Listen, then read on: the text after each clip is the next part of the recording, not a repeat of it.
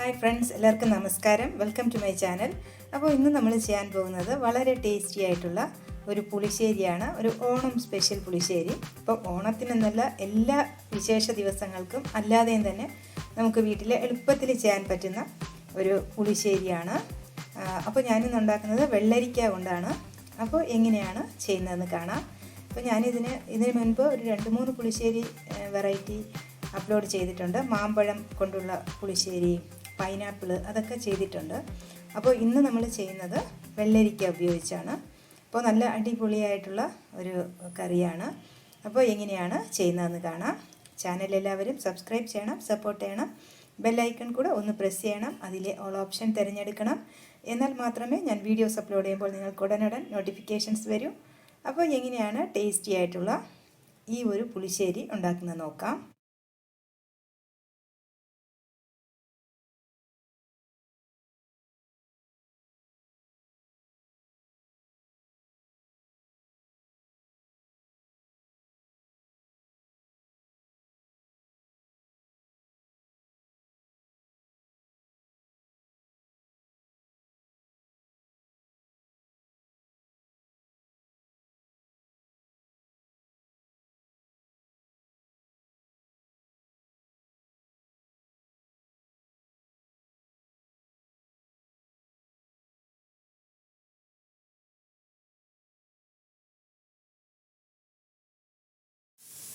അപ്പോൾ നമുക്ക് വെള്ളരിക്ക ഉപയോഗിച്ചാണ് ഞാനിന്ന് പുളിശ്ശേരി ഉണ്ടാക്കുന്നത്.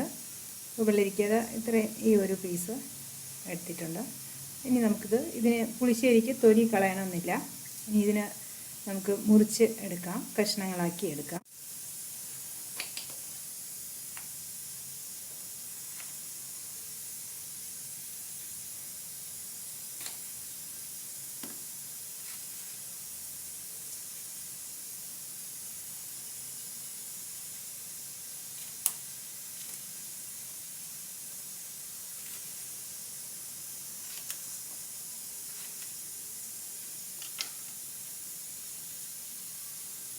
ഇതുപോലെ ഈ ഒരു അളവിന് മുറിച്ചെടുക്കാം.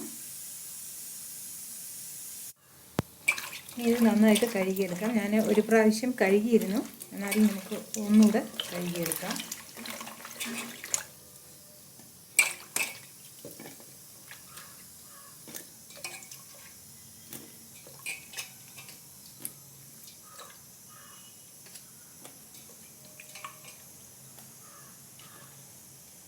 അരിഞ്ഞ് കഴുകിയെടുത്തു.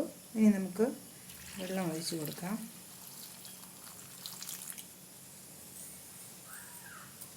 ഉപ്പിട്ട് കൊടുക്കാം.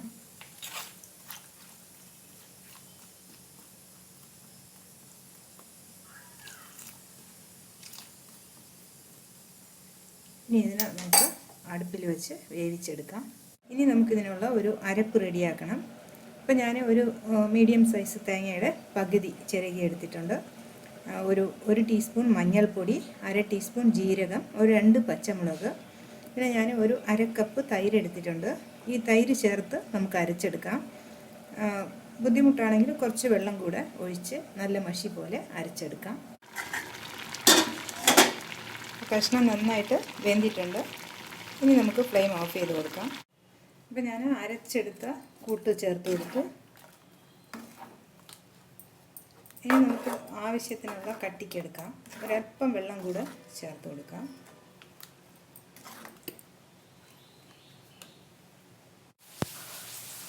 ഇപ്പോൾ ഞാൻ ഒരല്പം ഉപ്പ് കൂടെ ചേർത്ത് കൊടുത്തു. ബാക്കിയെല്ലാം പാകത്തിനുണ്ട്. അപ്പോൾ ഈ ഒരു തിക്നെസ്സിൽ എടുത്തിട്ടുണ്ട്. ഇനി നമുക്ക് ഒരല്പം പഞ്ചസാര ചേർത്ത് കൊടുക്കാം. അത് ഓപ്ഷണലാണ്, കുറച്ച് മതി. സാധാരണ നമ്മൾ പഴങ്ങളൊക്കെ ഉപയോഗിച്ചാണ് പുളിശ്ശേരി ഉണ്ടാക്കുന്നത്. അപ്പോൾ പഴത്തിനൊക്കെ ഒരു മധുരം കാണും.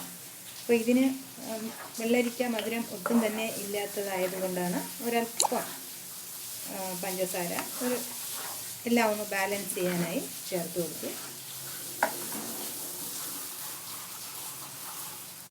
ഇപ്പോൾ ഒരു പാൻ അടുപ്പത്ത് വെച്ചിട്ട് വെളിച്ചെണ്ണ ഒഴിച്ചു കൊടുത്തു. നമുക്ക് കടുകിടാം.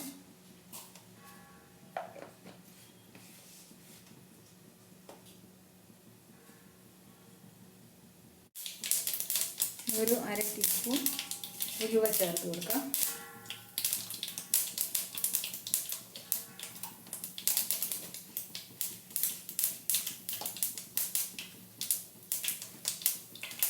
നമുക്ക് ഈ വറ്റൽ മുളക് കൂടെ ചേർത്ത് കൊടുക്കാം.